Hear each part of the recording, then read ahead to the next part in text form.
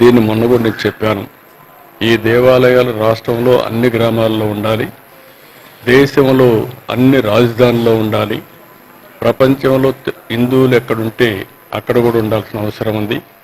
దీనికి కూడా కొన్ని కమిటీలు వేసుకుని అక్కడ ఉండేవాళ్ళు మనం ఎప్పుడప్పుడు మాట్లాడి ప్రపంచం మొత్తం వెంకటేశ్వర స్వామి దేవాలయాల్ని నెలకొల్పే విధంగా మీరు చేయాల్సిన అవసరం ఉంది.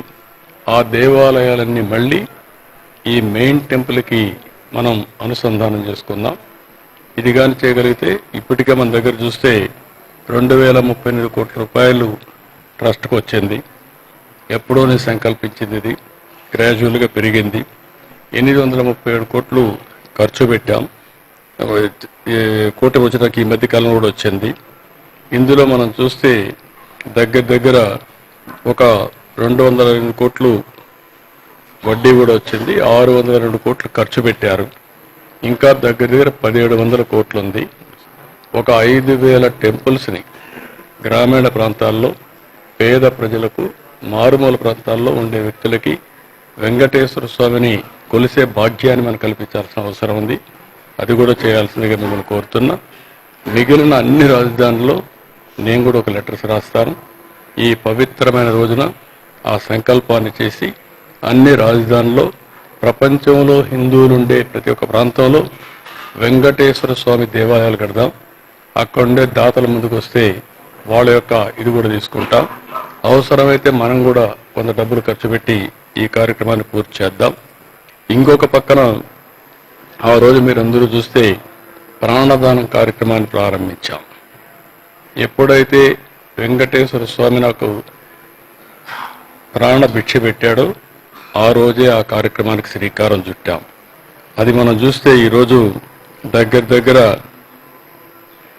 ఈ కార్యక్రమంలో కూడా 709 కోట్ల రూపాయలు వచ్చింది. 21 కోట్లు ఖర్చు పెట్టాం. 688 కోట్లుంది. దీన్ని కూడా మనం లాజికల్గా తీసుకుపోవాల్సిన అవసరం ఉంది. ఆ రోజు దీన్ని ప్రారంభించిన కారణం కూడా వెంకటేశ్వర స్వామి ఉండే ఈ ప్రాంతంలో రాయలసీమ మొత్తం సరైన వైద్య సౌకర్యాలు లేవు. అలాంటి వైద్య సౌకర్యాలు కల్పించాలని చెప్పి పెట్టాం. దీన్ని కూడా లాజికల్గా తీసుకుపోవడం కోసం ముందుకు పోవాల్సిన అవసరం ఉంది. ఇంకొక పక్కన మీరు ఒకసారి చూస్తే ఆ రోజు మనందరం శ్రీవారి సేవకులు కార్యక్రమం ప్రారంభించాం. 12 లక్షల మంది స్త్రీలు ఉన్నారు, 5 లక్షల మంది పురుషులున్నారు, 17 లక్షల మంది శ్రీవారి సేవకులు ఉన్నారు. ఈ శ్రీవారి సేవకులు కూడా భారతదేశం, ప్రపంచం అంతా కూడా నెట్వర్క్ చేసి ఎప్పటికప్పుడు వారి సేవలకు అనుగుణంగా రేటింగ్ కూడా చేసి వారికి గుర్తింపించి వారు కూడా ఇక్కడికి వచ్చేదానికి అవకాశాలు కల్పించాల్సిన అవసరం ఉంది. ఈ శ్రీవారి సేవకులు వెంకటేశ్వర స్వామికి అతిపెద్ద సంపద. ఈ సంపద ద్వారా శ్రీ వెంకటేశ్వర స్వామి యొక్క విశిష్టతని, ప్రాముఖ్యతని, పవిత్రతని మనం ప్రజల్లోకి తీసుకుపోవాల్సిన అవసరం ఉంది. ఈ 4 కార్యక్రమాలని మనం చేస్తూనే ఈ తిరుమల తిరుపతి దేవస్థానం ఈ హిల్స్ అంతా కూడా మీరు చూస్తే నేను ఎప్పుడు కూడా గ్రీనరీ ఉండాలి, పచ్చదనం ఉండాలని భావించాం. ఈరోజు దగ్గర మన వాళ్ళు ఇచ్చిన లెక్క ప్రకారం 80% గ్రీనరీ ఉందని ఇచ్చారు. అన్ని ప్రాంతాల్లో బాగా రాళ్లుండే ప్రాంతంలో కూడా చెట్లు పెట్టగలిగాం. దీన్ని కూడా లాజికల్గా తీసుకుపోవాల్సిన అవసరం ఉంది.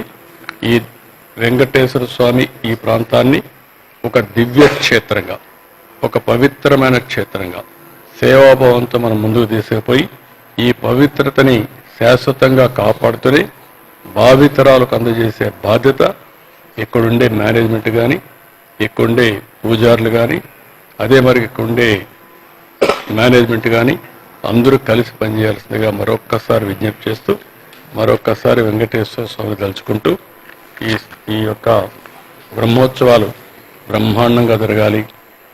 ఎక్కడ కూడా వర్షాలు ఇబ్బంది లేకుండా, సమస్యలు లేకుండా ప్రజలందరూ కూడా ఆనందంగా, ఆరోగ్యంగా, మంచి సంపదతో ఆనందంగా ఉండాలని నా కోరిక. అది ఆశీర్వదించమని నేను ప్రతిరోజు వెంకటేశ్వర స్వామిని కోరుకుంటాను. తప్పకుండా మనం సాధిస్తామని తెలియజేసుకుంటూ మరొకసారి భక్తులకు అందరికీ విజ్ఞప్తి చేస్తున్నా, మనందరి బాధ్యత ఈ పవిత్రత కాపాడడం.